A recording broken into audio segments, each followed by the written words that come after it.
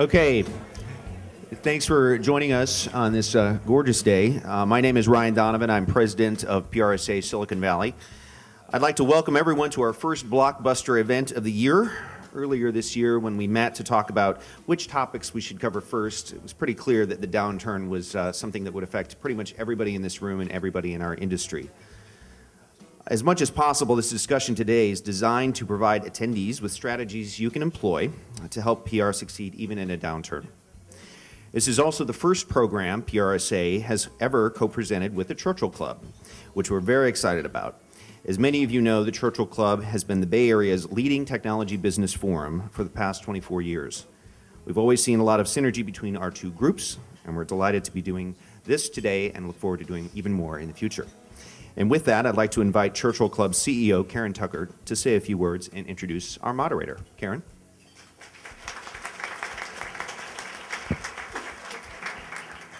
Thank you, Ryan, and hello, everyone.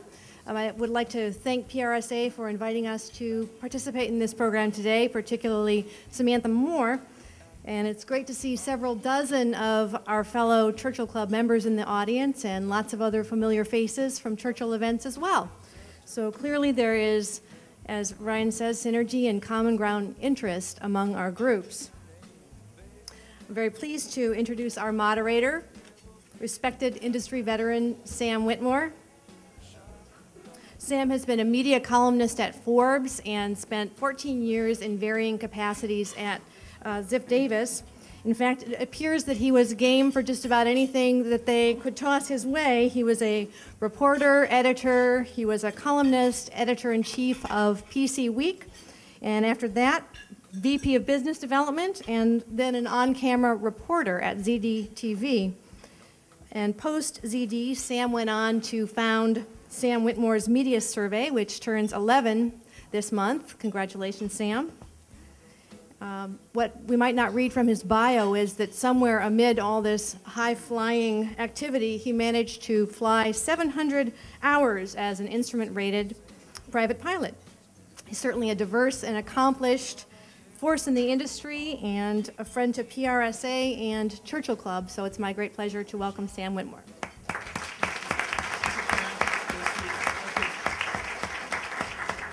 Thank you, everybody. Thanks for coming. We promise you a great and useful panel.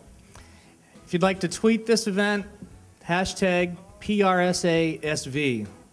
All one term, PRSASV. Okay, now to introduce the panelists from left to right. They'll introduce themselves, starting with this gentleman here. Hi, everyone. Happy Wednesday. My name is Peter Shankman. I'm the sort of the white sheep here. I don't run an agency or work for one. I do run a small, tiny little mailing list called Help a Reporter Out, which, quick show of hands, anyone on the list? Okay, good. That makes me very, very happy. They never heard of it. Never heard of it at all.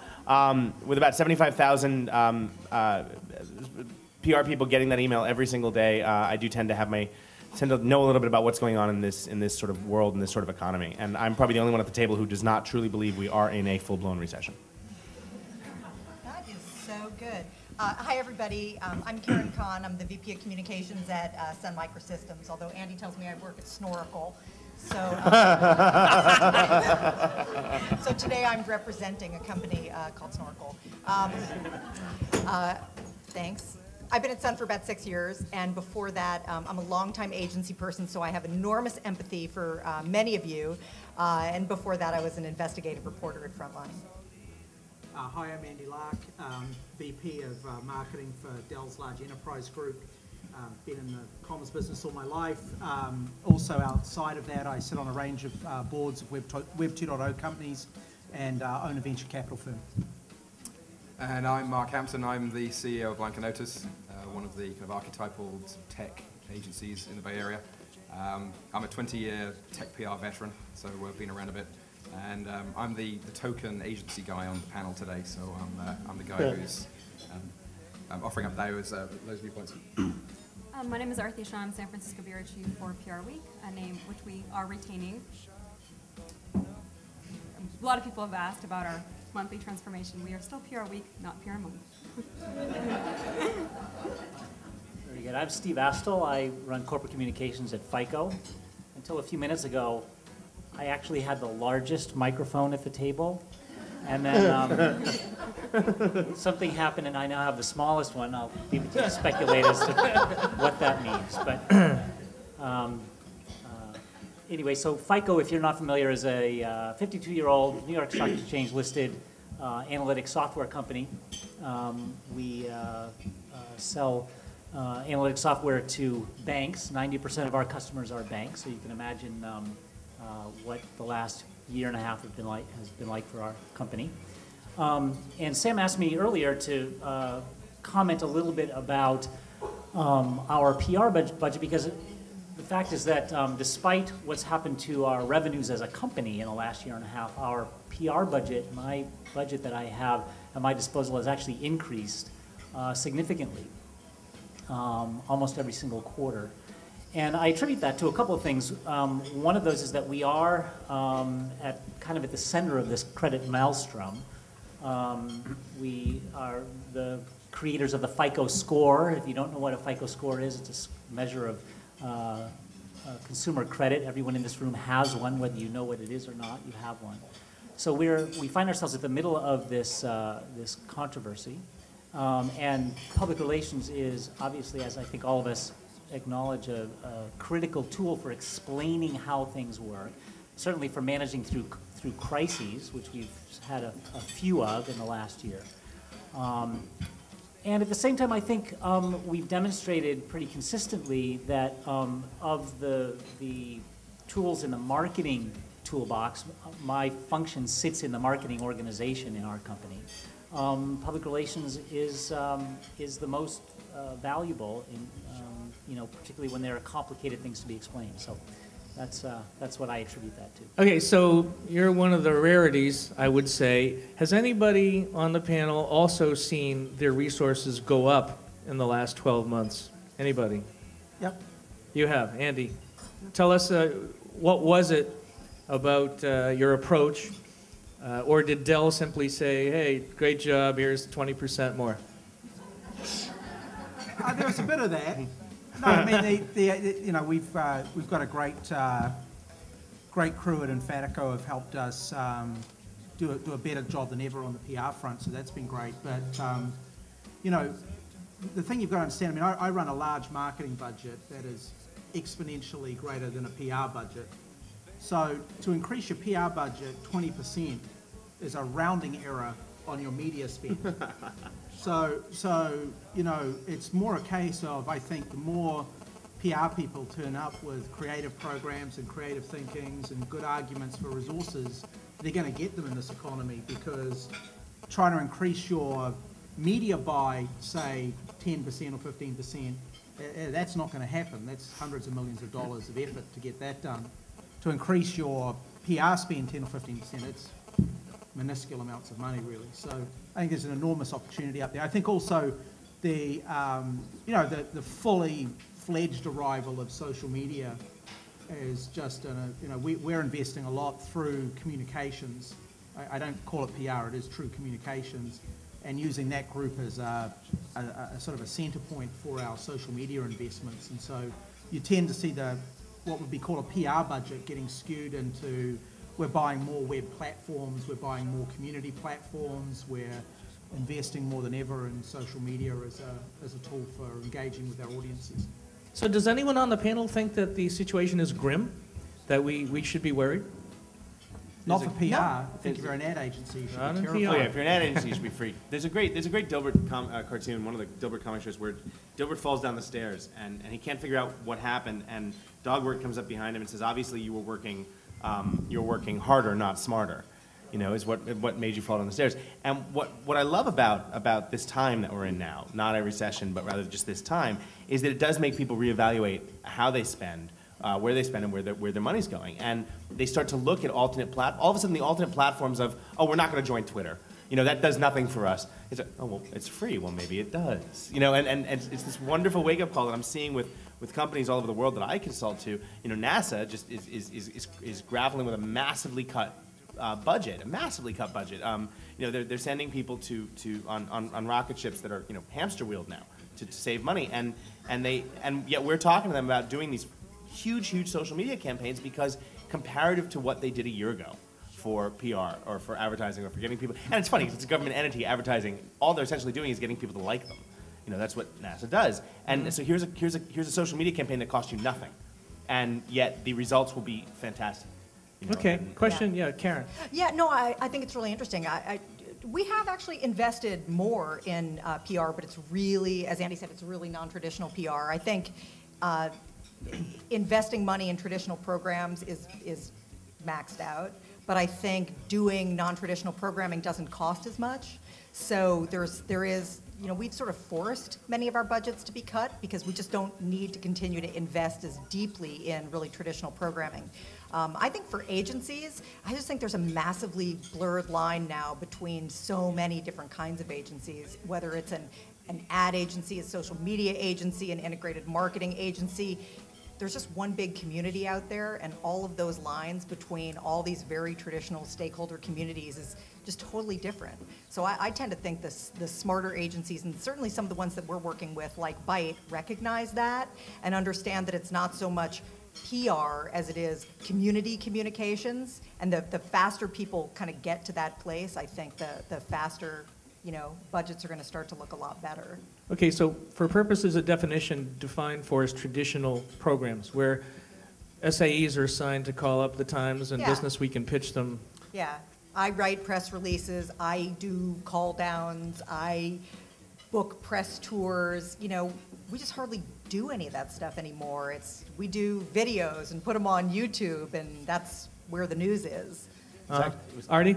Well, I'm not the first person to say this, but I mean, advertising and PR agencies are on a collision course when it comes to digital, and I disagree that advertising firms aren't competitive with PR firms. I'm working on a story right now in which I have a major company that uses its ad firm for all of its digital, all of its PR, all of its PR. I mean, they don't even use a PR agency.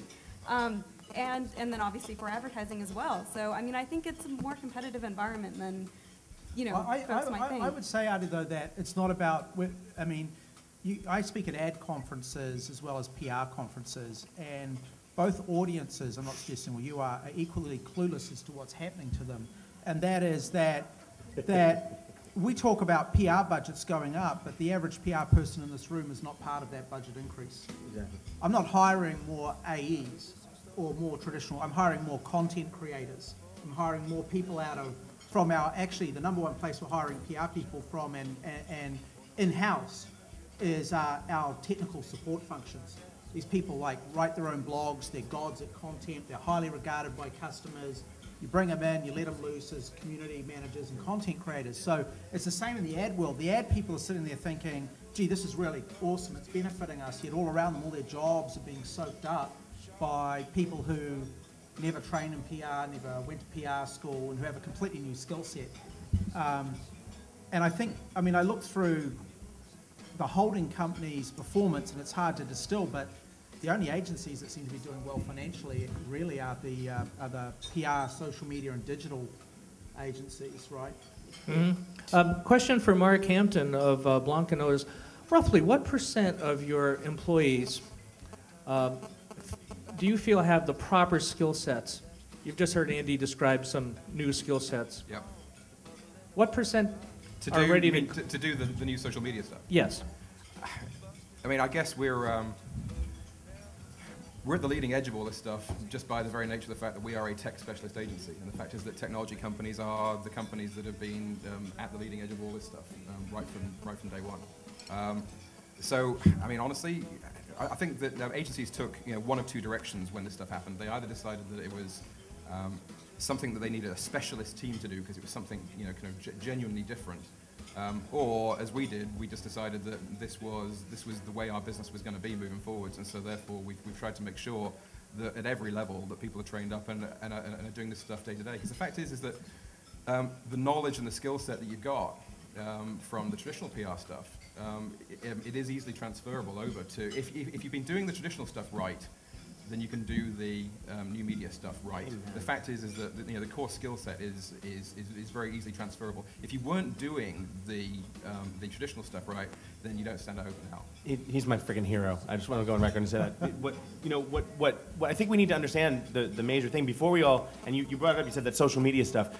That social media stuff is the same thing that Google was 10 years ago. When you went onto Google to Google something and look something up on a search engine, now you just Google it. It's entered the lexicon. Social media is at the very, very beginning of entering the lexicon. Right now, for 99% of the people in this world, social media is the ability to screw up to a much larger audience in a much shorter amount of time. Okay, and where that's going is using the basics and using the fundamentals, knowing how to write. All right, the press release, I've been saying for 2 years, is dead. And the concept of issuing a release on the wire, as we all know it, with the exceptions of corporate publicly traded companies, is dead. But putting out specific releases that are targeted and SEO'd and tailored towards specific divisions, specific markets, that's where we're going. Know how to write, know the basics, and social media will just become another ball in your sack of playing, but that was the worst analogy ever. But another tool in your toolbox. Thank you very much. Yes, yeah. But that's where we're going. So don't say social media is the wave of the future. It's simply something that we're learning to appreciate based on the basics, like everything else in the world. Yeah, no, and I'd actually add something to that, because it's really we had this discussion probably 2 years ago when Second Life and all these we're all exciting going to tools. MySpace. Yeah, MySpace. But what we realized at Sun is there's no one area that's responsible for social media. It's not a walled garden. Exactly. Every single organization in every company should be doing it. It's sort of part of what you do, as opposed to there's one group and that's the group that owns social media. It's not. It's creative and it's broad, and everybody should be doing it. But are they all equally effective, roughly? My honest take would be no. I would agree with you. I think some people gravitate to it, and the rest would rather just call up a reporter and get voicemail, and they're happy with it. But my take is, Sam, that you've got different tools in your toolbox. The fact is that traditional tools are still workable. They still make sense to do certain things. The fact is that you just have a broader set of tools now that you can apply. I mean, honestly, I think that there's as much danger in just doing social media as there is in just doing traditional stuff. I mean, basically, you have to really take a step back, take a look at what are the business goals of the company that you're trying to support. What changes are you trying to engender in the audience that they're trying to get to, and then pick and choose the tools which will enable you to be able to affect that change, wherever they come from, whether they're old or new. You need to be using the right tools for the job. And I mean, the fact is that Twitter isn't going to be the panacea for all PR ills. It isn't the thing that's going to cure cancer or anything else. Just like Second Life wasn't 2 years ago, and just like blogging wasn't 4 years ago. I mean, the fact is that all those things have a place in the tool set. You just have to make sure that you understand them, and that you know how to use them. Before we move on to drill down into this alignment with business goals, because that's our own goal today. Back to Steve, because I don't want to move off this. How do I increase my spend? You did it. Can you go a little bit deeper into the words you used, the memos you wrote, the approach you took? Apart from the circumstance that FICO scores are in the news and people, that was good luck for you in that sense. Right. So what magic potion can these folks who drove all the way out here, can they use in their own world? Well, I don't know about magic potion, but one thing that we've been really diligent about is looking metrics and looking at ways of measuring the effectiveness of PR in terms that people who are not communicators, colleagues of mine who are in other functions besides marketing or communications, can understand and appreciate. So, for instance, we conducted a study using a third-party research firm, Context Analytics, about 9 months ago, trying to see if there's a correlation between media coverage, which is a sort of a proxy for public relations activity, and revenue. Our measure of that was traffic to our consumer website. So we have FICO.com is our corporate website, but we also have a website called myfico.com, which is where consumers can go and obtain information about how to manage their FICO scores and so forth. And we also sell things there. So a certain percentage of traffic to that site translates into measurable revenue. This is basic web metrics stuff.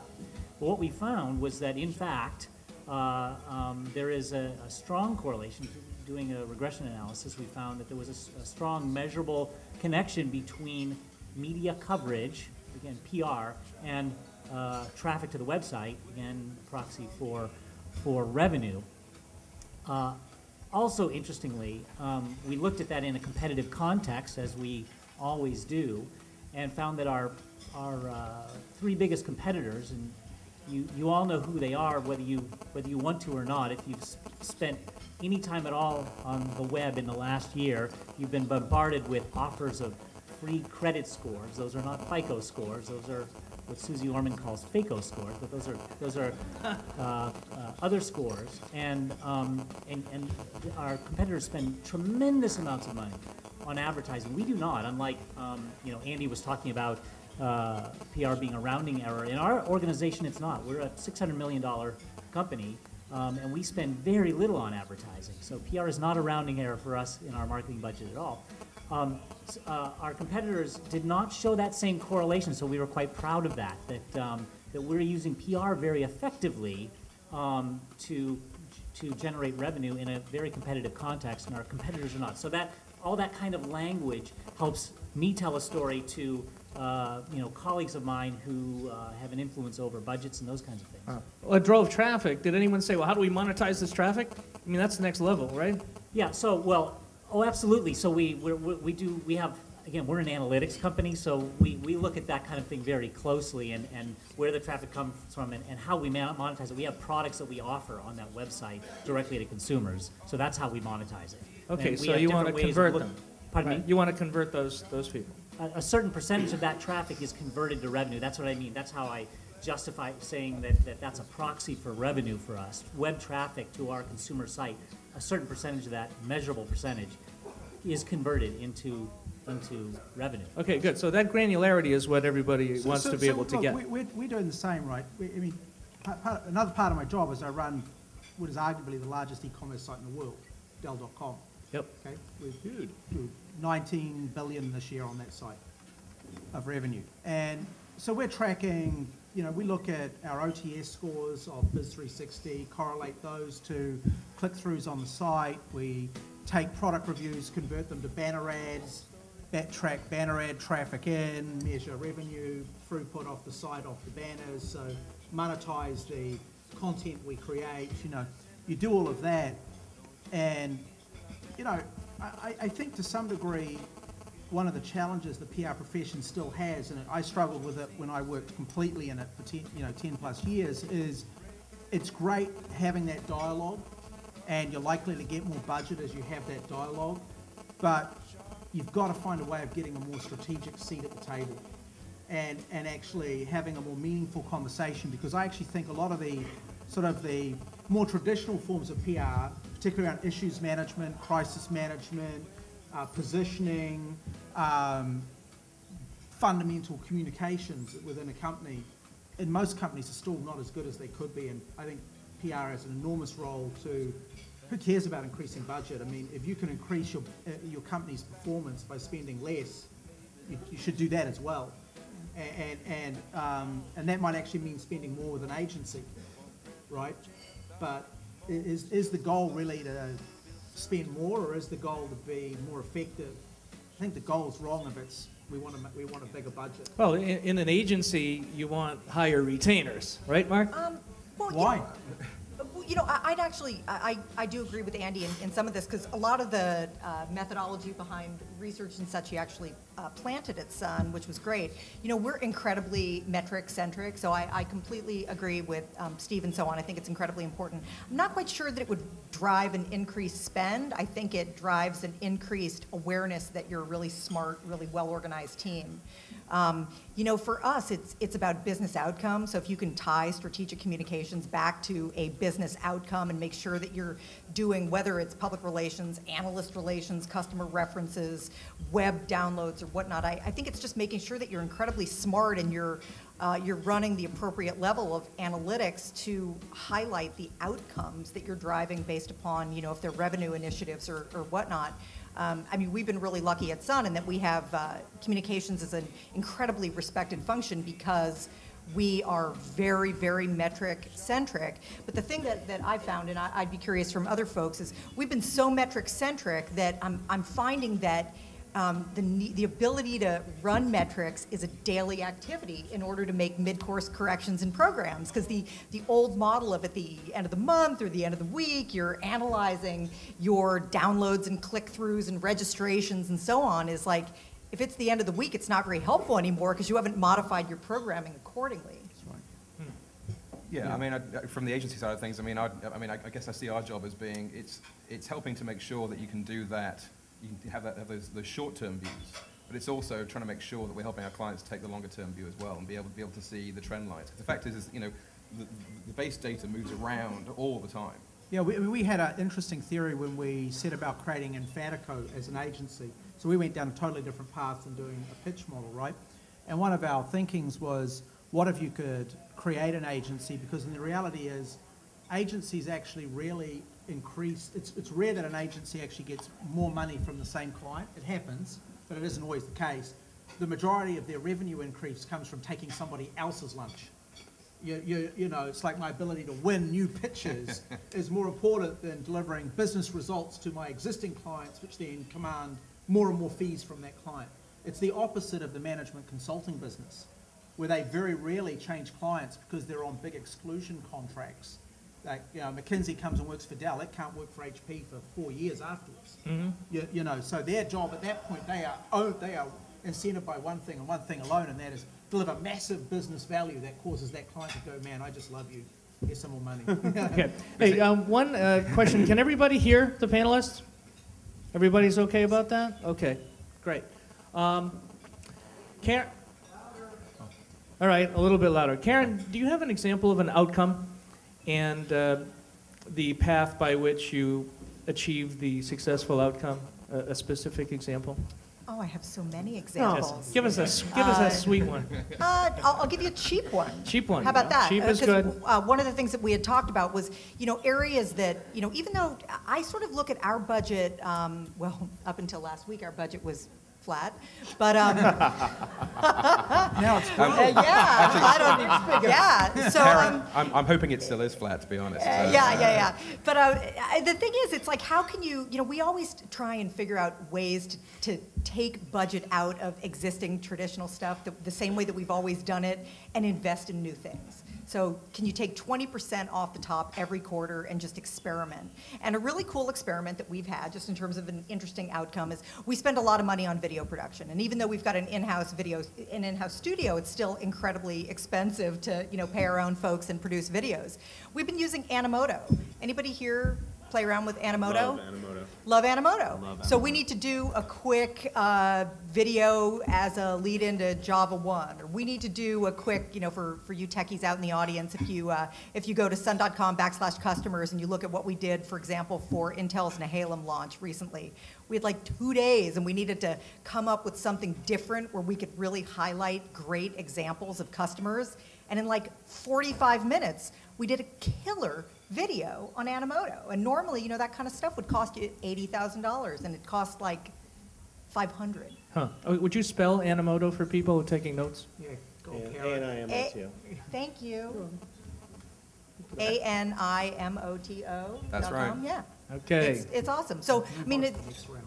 what's that? You're going to move on to the next round now. Yes, and the Get ready next for and the Hollywood. next word is. Yeah. So I think, you know, that's. And now let me spell Twitter, which, I mean, I'm sorry, I hate Twitter. I'm not one of those people that's going to be like, oh, I think Twitter's so great. I think Twitter's really boring, but I'm sorry. Okay, we'll circle back to that. I'm not going to tweet your comments anymore. Okay, please.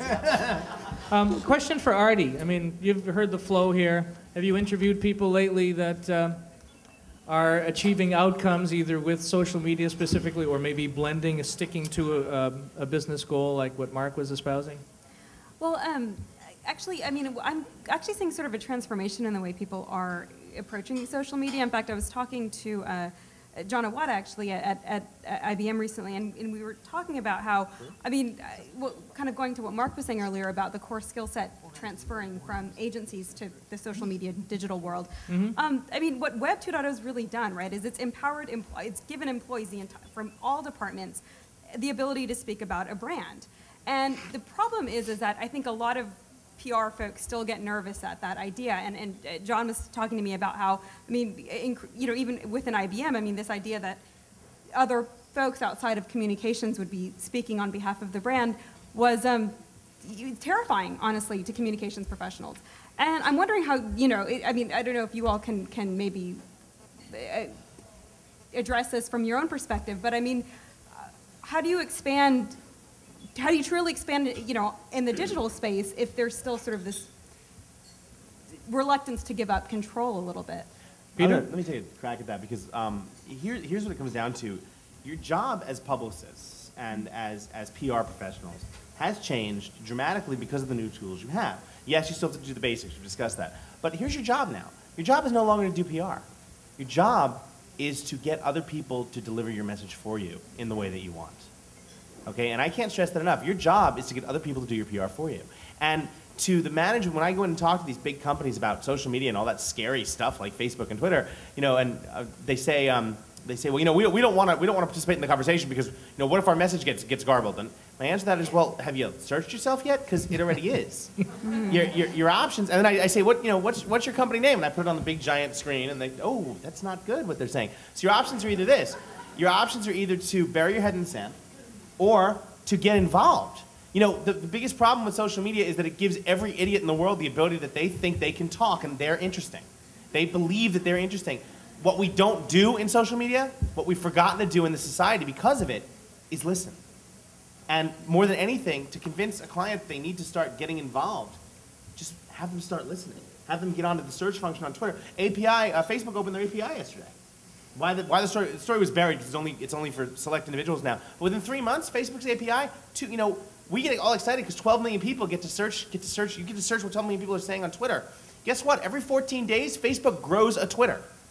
Okay, every 14 days, Facebook adds the number of people on Twitter to Facebook. And within 2 months, when Facebook opens up their full API, you're going to be able to search 225 million, as of today, people on Facebook and what they're saying about your brand. Yeah, try and stop the conversation by not getting involved. Best of luck with that. I think that most of us recognize we kind of lost control a while ago, and I think most companies now deal with the reality that they only have a choice, which is either to encourage the conversation and participate in it, or to blissfully ignore it and at times become vindictive towards their employees, to punish their employees for participating and getting involved by firing them or scolding them behind the scenes or doing whatever they choose to do. So, you know, there's a fair bit of that still goes on out there, but I think most people have sort of, I mean, I go and speak to lots of folks too, and, you know, half of them are still sitting there shell-shocked and trying to figure out what Facebook means and, you know, what Twitter means to them, but most realize they have no choice now. No, I think what's really interesting, because I love your point. I think that PR people have morphed into being communicators, and the best communicators are people that get content and know how to communicate. And we had a really interesting experience recently. You know, Sun has, you know, almost 10,000 employee bloggers, and we had a recent situation where we announced a transaction, and the hope was that we could shut off our bloggers. Can we just have them not communicate? And you know, our business is about communicating, and it was just really interesting to see what happened to our blogger community, and the vibrant outpouring of interest around different things that the company announces. And I think there is a lot of just sort of boring crap that's out there, but I think the really excellent communicators always rise to the top. And for us, all of our bloggers are rated, so you can see, you know, who gets the most interest and reads and click-throughs and so on. And, you know, there is a lot of garbage, but I think there's a lot of really brilliant people that are, you know, it's the bottom of the pyramid. And I find I learn the most from really the bottom of the pyramid. Mm-hmm. Mark? One point I was going to make was actually this opening up, it highlights the importance of internal communications more than ever. Because the fact is that not all those people are good communicators, all those people who are going to be, you know, blogging about your company or from inside the company. And the fact is that unless you're doing a good job of helping them to understand what the corporate goals are, where the company's going, what you're trying to be as an organization, and also educating them around how do you communicate effectively, how do you use these tools, what's the best practice. If you aren't doing all that stuff, if you aren't acting as a trainer, you aren't providing them with help and guidance in practical terms, but then also really providing them with education around, you know, kind of the corporate goals and all that stuff. how can you expect them to be able to effectively communicate what it is that we are and what we're trying to do to the world outside? So I mean, I think there's been a paucity of you know, kind of in corporate communications of actually recognizing the role that corp comms has as educators and as trainers internally as well as externally over the last few years. And frankly, as more people become your spokespeople, that role becomes more and more important. But I think it's something that gets missed an awful lot. Great point. Great point. We have about 15 minutes before we have Q&A. And we haven't mentioned the M word all that often, measurement. So I go to Peter Shankman. Listening is paramount. But if I'm a cranky, old school CFO, and I have all my metrics and I can look at server logs and I can understand URLs and Google juice, but how do I measure listening? One of the things that we see a lot is, I mean, Harrow's a perfect example. We haven't spent penny one at all. We've never advertised any money on Harrow. We've spent nothing on promoting. Harrow, help a reporter out. Help a reporter out, yeah. Yes, what your we business. What we have done, though, is that we have allowed our members to evangelize on our behalf. And we allow forwarding. So we say, hey, you know, you get a query that doesn't fit you but fits the girl you're trying to date, send it to her, be a hero.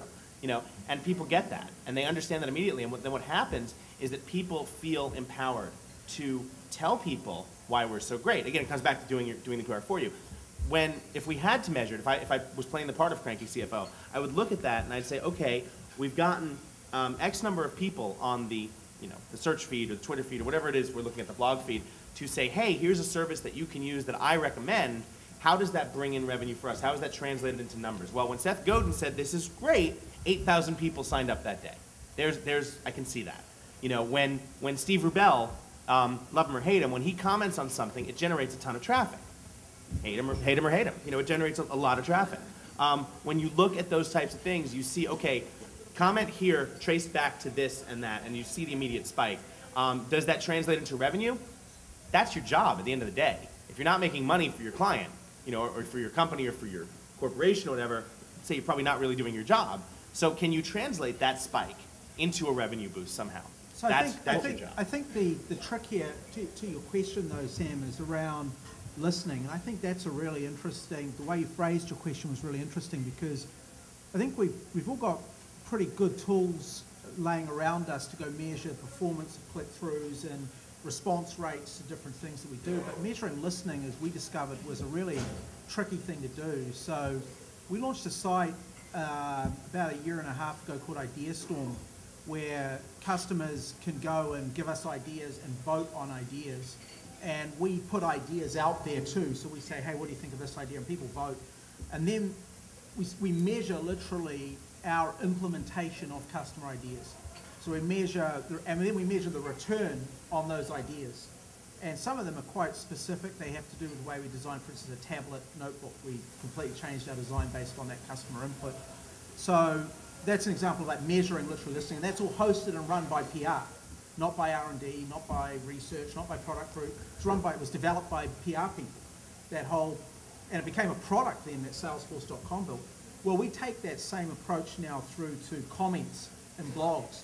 So we literally track the input we're getting through the blogs, and we categorize them, cluster them, direct them to the right parts of the company, and then measure the return on listening, right? So we're the funnel for that activity. Okay, because you have a single point of contact, which is ideastorm.com. No, but also we track all the comments. We've got a couple of tools we've purchased. You know, they're not expensive. They're like a Biz 360 for the blogosphere, and they provide us all day long every comment, every post written about Dell in the blogosphere, and they automatically categorize them for us into certain areas. Like this is one about laptops. So you can go in and you can go, okay, show me all the comments out there on, you know, a Dell E5400, and then show me, are they positive, negative, or neutral? And then we go in and we look at them and go, okay, take all the negatives ones, here's what we've got to do. I see. And then we measure what we did. Yes, Mark. We listen. So, I mean, ultimately, I think what both you guys have said is it comes back to business goals.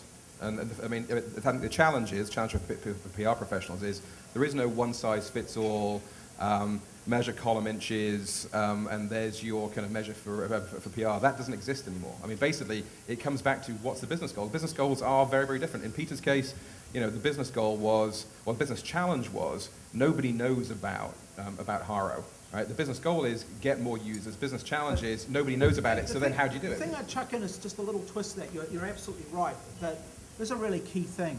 If you really believe in listening, you can't start with a business goal.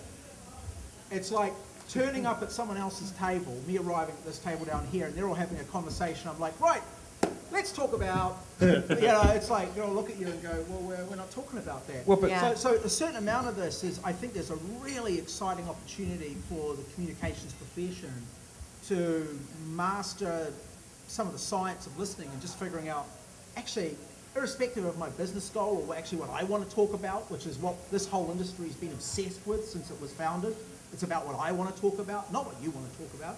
Suddenly, we have to figure out how to be interested in what other people are saying and figure a way of doing something with that. But I would say, Andy, that I actually agree with you strongly, but I also would make the case that the business challenge that Dell was facing was that Dell didn't actually really know what its users were thinking, right? And that was causing a problem in that you weren't building the right products.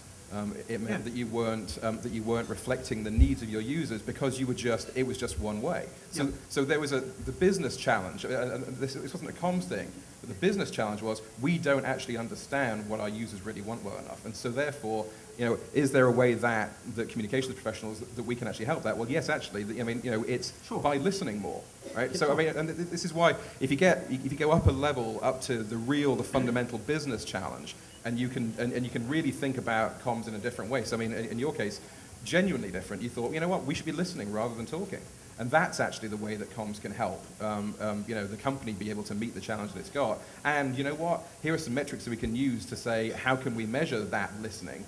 You actually took, absolutely the right approach, which is you really thought, differently about comms and what comms can do, because you were thinking about the business goal rather than just the traditional communications thing, which is what can I push out there. Well, but see, the advertising industry used to have this right, really, when they would do focus groups, and you would actually hear from the outside in what people wanted. We do some similar stuff to Dell in as much as there are a variety of market conversations that we participate in, but the key is helping our executives participate, because the definition of a bore is somebody that dominates conversations. Of course, I would never do that to you, but the definition is dominating a conversation. And so, can you create conversations that continue when you actually leave the room? And so, how do you create an environment where you're helping people to understand that sometimes being quiet is very valuable? So I think it's a fascinating question. I don't think any of us do it enough. Steve Astle's been waiting patiently, yes. Not that patient, really, but no. Your original question was about measurement, yes, and metrics, and then we've been talking about listening. In our team, in our corp comms team, we actually have a couple of people whose responsibility is listening. We call it that, listening. And they use a number of different devices for doing that, some of which are metrics, some of which are measurable, but some of which are much more qualitative. So say they do things, everything from monitoring what goes on in the communities, the online communities around our business that we sort of enable and encourage. But they also look at things like prominence and tonality in traditional media. They look at things like influencer mapping in social media, and not only who's not only listening to what's being said there, but noticing who's listening to who else in these kinds of networks. So I think there are elements that are measurable that we can use for listening, and then there are things that are just sort of qualitative as well, that all kind of feed into a listening function that is fundamental to what we all do. One quick point, listening to you, when I heard your advice about how you don't just go over to that table and start talking, if we don't remember that everything is cyclical, and if we don't remember to learn from the past, we're doomed in life. Do you know where I first heard your advice? My first job, when I joined AOL, and they were teaching us how to moderate a chat room back in 1995. And they said, don't go in and just start talking, but listen to what people are saying and get involved in the conversation. I'm sitting here flashing back to that. Everything comes back to everything. It's all comes back to common sense in the end. Okay, we want to save the maximum 30 minutes for Q&A, because there's, with all due respect to the panelists, comparable amount of knowledge out there. So want to close with this question. But I want to preface it by, in our world at Media Survey, we hear agencies dealing with lower monthly retainers, or winning a new business pitch and then it's not funded, or we're going to hold off till the fall. Or, well, let's do a project-based thing and see how it works out. These are all recession-oriented things that I've been doing it 11 years. I haven't really heard this before. So can you give, either anecdotally or concretely or whatever, advice for people in this room to preserve budget, put their fingers in the dike, and then start working back up? When you're in emergency mode and your client's about to fall out of bed on you, let's come up with some language and some verbal tools so that these people can save the day. April 1992, Forbes magazine, they did a study that showed that in recessions, when companies cut back or stop funding in PR, when the recession is over, they are 33% less likely to grow their business as companies that continue or even add funding to their PR and marketing programs. When you are in a room full of people where everyone has shut up, if you talk louder, people will listen to you. Forbes 1992, right after that was the downturn then. Exactly, right after the 91-90 crash. Okay, Karen? I think that's hard. I don't know if there's a silver bullet to, building your budgets. I think the best thing for agencies to do is, be really smart on content, put great people on business, prioritize work. I mean, what I love most about an agency is if they come back to me and tell me about things that we should dial down because they're not valuable. I think agencies that provide real value and real hardcore thinking, as opposed to, oh my God, what new program can I recommend because we need to be billable? I'm not interested in that. I want agencies to put themselves in my shoes and think about, I manage our budget like it's my own money. And how can they come back and think about being ever smarter, ever more efficient, ever more streamlined? So I don't know if there's a silver bullet to building new. I think it's reinventing what you have.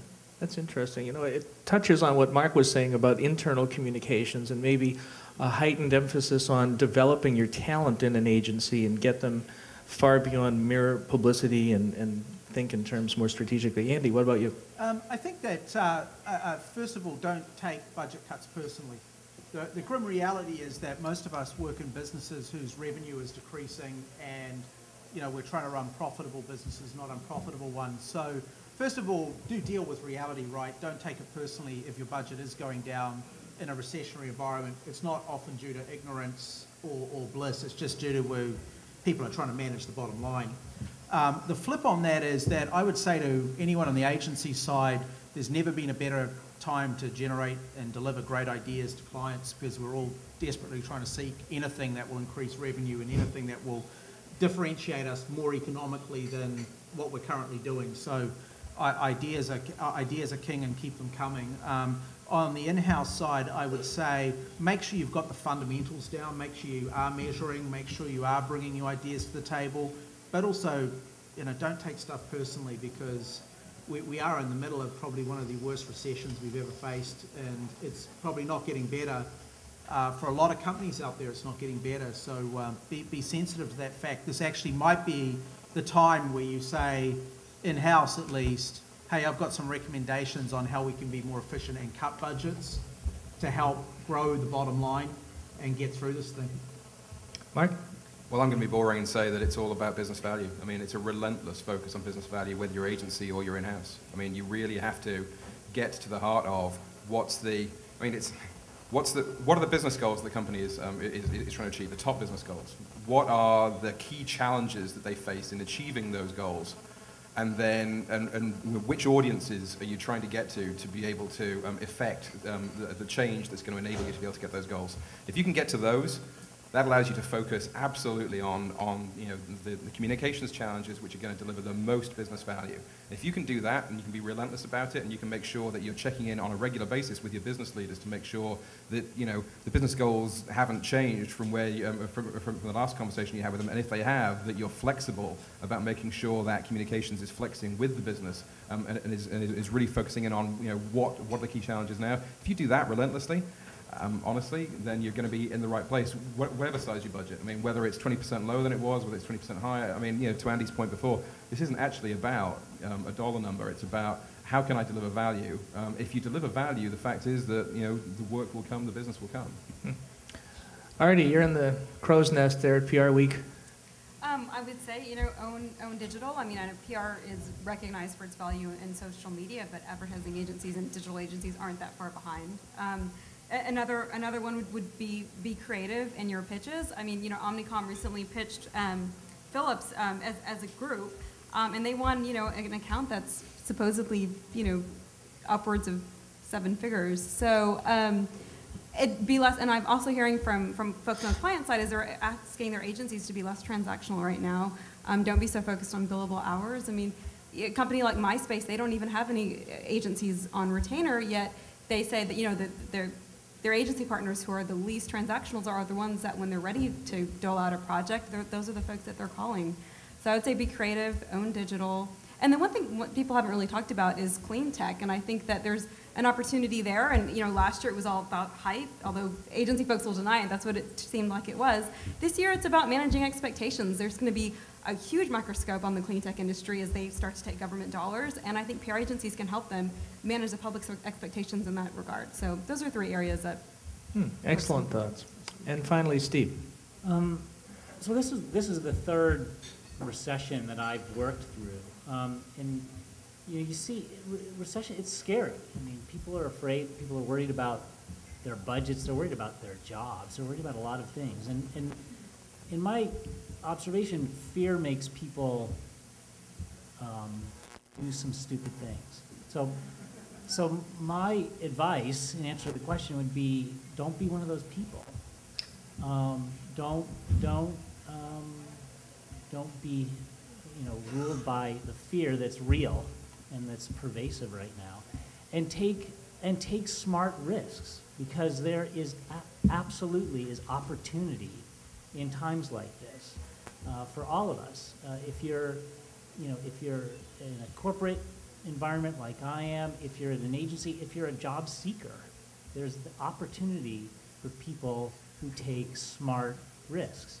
That's what I'm looking for from my agency and the people on my team internally. I'm looking for people to take risks, and I'm encouraging that if they're smart ones. And I'm looking to do that myself. I'm absolutely taking some risks right now in my job that I think are good risks to take, because I think in many ways that if I'm right, if my bets are right, they're going to pay bigger dividends than they would in more flush times. Well, that's an inspirational launch point for the Q&A.